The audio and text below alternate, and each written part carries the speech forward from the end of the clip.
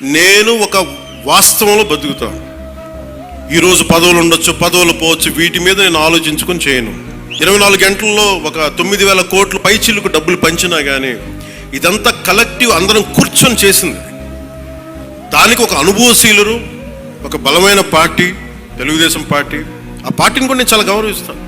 ఇప్పుడు కాదు, నేను ముందు నుంచి చెప్తున్నాను. ఈ అలయన్స్ని దయచేసి ఎవరు కూడా, జనసేన నాయకులు కావచ్చు, కూటమి నాయకులు ఎవరైనా కావచ్చు, దీన్ని దయచేసి బలహీనం చేయకండి. ఎందుకంటే నాకు చంద్రబాబు నాయుడు గారికి చాలా అపారమైన అవగాహన ఉంది మన ప్రజలను ఎలా కాపాడాలని. ఒకసారి ముఖ్యమంత్రి గారు కూడా చూస్తూ ఉంటాం. ఆయనేమో చాలా డెమోక్రటిక్ వ్యక్తి. ఏదైనా చేద్దామంటే 100 ఆలోచించి సరే వద్దులే, జాగ్రత్తగా ఉందాం, పోనీ కొంచెం నియంత్రణ పాటిద్దాం అని మరీ మెత్తదనం కూర్చోబెట్టి మరీ ప్రజాస్వామ్యం అంటే వాళ్ళు నెత్తి మీదకి డ్యాన్స్ చేస్తున్నారు. గత ప్రభుత్వం అలవాట్లు అయిపోయి వాళ్ళకి. కానీ ఈసారి అంటే మీరు ఆలోచించండి, నా మాటల్ని మీరు విని మీరు అనలైజ్ చేయండి.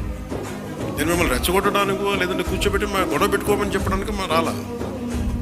అసలు ఇంత పని చేస్తున్న వాళ్ళ మీద మీరు రాలేస్తారు. రేపు పొద్దున మీరు అండగా నిలబడకపోతే మళ్ళీ నియంత్రణతో పోకుండా వస్తాయి. మళ్ళీ అది చాలా జాగ్రత్తగా ఉండాలి.